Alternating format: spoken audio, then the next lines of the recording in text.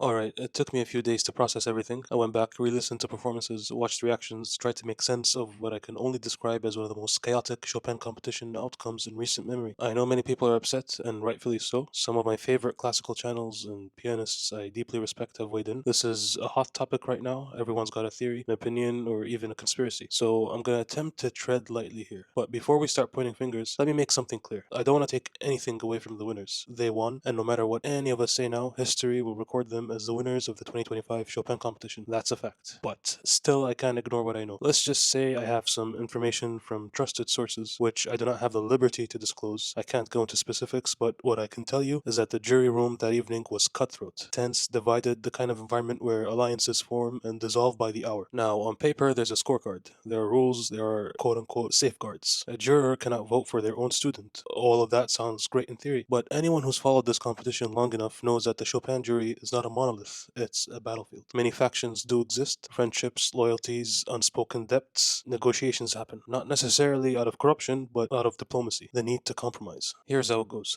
Someone wants their student, or their friend's student who's on the outside, pushed higher. And the juror says no, they strike a deal, raise this one, lower that one, meet halfway. Agree here, get a special prize there, put someone who deserves a lower ranking higher than they should be, then quote unquote settle for a ranking somewhere in between. Everyone saves face, and suddenly the final results look neat, balanced, almost too balanced. Out of 11 finalists, 8 of them ended up with top 6 recognition. And then we have these Ex-Aequo placements, shared prizes, which conveniently softened the blow of what were probably some very heated disagreements. Coincidence? Maybe. But here's another one. The only 3 finalists who didn't rank at all were also the only ones without teachers or mentors connected to the jury. I'll leave that for you to interpret. And yes, before someone jumps in, I'm aware of the safeguard in place where a juror can't vote for their own student. But you think this negates any conflict of interest? Who do you think their best friends will vote for? This doesn't stop influence. You think these people who've known each other for decades can really separate personal loyalty from artistic judgment? It's naive to think so. I've seen some people vilify Dang Tai Sun or Garrick Olson for their supposed influence, but honestly, they're not your culprits here. I hope they release the scorecards so you can actually see for yourselves. Dang students often get cut early. He's not the puppet master some make him out to be. The real dynamics are subtle. It's about factions, alliances, power blocks within the jury that form organically. Now, with that out of the way, let's address the elephant in the room, or should I say, the daylight robbery of the competition. David Khrikuli. He was done dirty. I'm not saying he should have won first prize. I don't think this competition ever gives first prize to someone with this pianistic style. This kind of artistry, introspective, human, raw, never wins gold here. He's cut from the same cloth as Charles Hamlin, Kyohei Sorita, Evgeny Bozanov. Musicians. They don't play to win, they play to feel. The Chopin competition, historically, doesn't know what to do with that kind of honesty. So yes, maybe second, maybe third, even fourth would have been realistic. But to not even give him a single prize, not even a nod, that's not an oversight. That's a statement,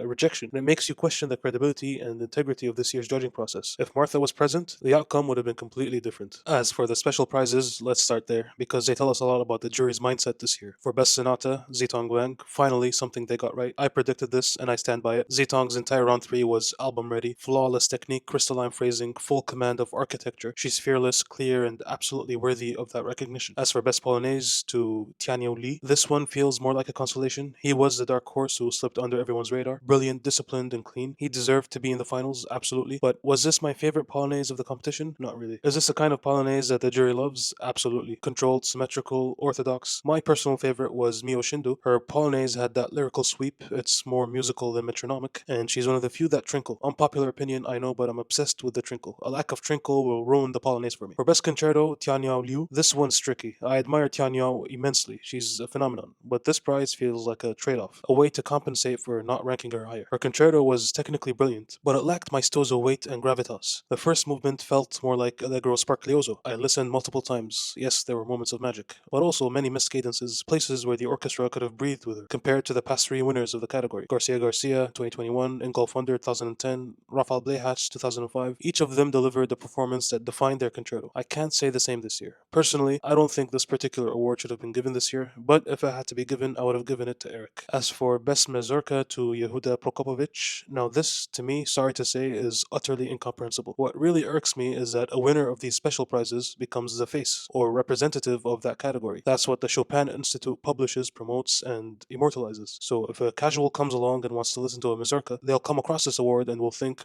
yes, this should be the recording I hear. And they'll think this is what a mazurka should sound like. Is this really how we want a mazurka represented? I mean, any of the Piotr's, David, Zitong, even Eric, all of them had much better and more definitive mazurkas. I have nothing else to add here. As for best ballad to Adam Kaldunsky, fair enough. Kaldunsky was my favorite Polish participant. It's a shame he didn't make it past round two, but his frequent slip-ups are justification enough, I guess. But I'm glad he got recognized here. Now, before I talk about the top six, I need to address something that's been bothering me deeply. I find it absolutely disgusting how some people have reacted to the winner's ethnicity. You can be racist all you like, but this is a competition judged on merit, period. The pianists who reached the top this year, regardless of nationality or skin color, earned it. Objectively, they demonstrated a level of completeness, control, and technical command that some of the great white hopes simply didn't. Yes, some of those European or American contestants had flashes of extraordinary musicality. I loved some of them too, but let's be honest here. Too many slips, too many inaccuracies, too much inconsistency. This is a competition that should represent the highest possible standard of performance. How can the Chopin Institute release a commemorative album when wrong notes are scattered like confetti? The winners this year weren't chosen because of where they came from. They were chosen because they could deliver, because they could go on stage under pressure and still play Chopin at a world-class level from first note to last. And if that really offends someone's sense of racial entitlement to artistry, then maybe they need to reckon with their own prejudice, not the jury's choices. Let's move to the top prizes. Sixth place, William Yang predicted this. Solid placement. He truly had an incredible run. His performances are album ready. This is straightforward, no nonsense Chopin. Nothing too spectacular or over the top, but only a keen listener will realize the fireworks of subtlety embedded within his playing. At fifth place, Ex-Aequo, Vincent and Piotr Alexewicz. This is where the anger kicks in. Vincent was the most electrifying artist of the entire competition. He presented us with bold and daring interpretations that simply transcended the clinical sterility we usually find in this competition. A lot of us used to wonder what would happen if someone like Horowitz or any of the old school pianists compete in this competition. Well, they'd get fifth prize apparently. Volatile dynamics, explosive spontaneity, fearless individuality, everything this competition claims to celebrate yet consistently punishes. To give him fifth, it's baffling, but it fits the pattern. This competition doesn't reward unpredictability. I'm just happy that he's a name now on my radar, and I'll definitely follow his career with great interest. As for Piotr, yeah, I really like this sound. Some of his performances were absolutely thrilling. The Andante's Piano to a Grand Polonaise and even the Polonaise Fantasy. But I can't help but ask myself, would he have placed this high if he was not Polish? In fourth place, Ex-Aequo, Tianyou, and Shiori Kuwahara. Fair enough. Anywhere between fourth to sixth would have been acceptable for Tianyao. She's an undeniable talent, that's for sure. A natural performer who, from the screen, you can tell is electrifying the audience. If this was a competition for piano, not Chopin, I would have ranked her higher. While her technique is immaculate and her execution of the game plan is to the T, there needs to be a bit more depth and maturity to some of the more darker and more serious Chopin pieces. As for Shiori's placement, I think fourth is perfectly acceptable. She came prepared and delivered in every single round. In third place, Zitong Wang.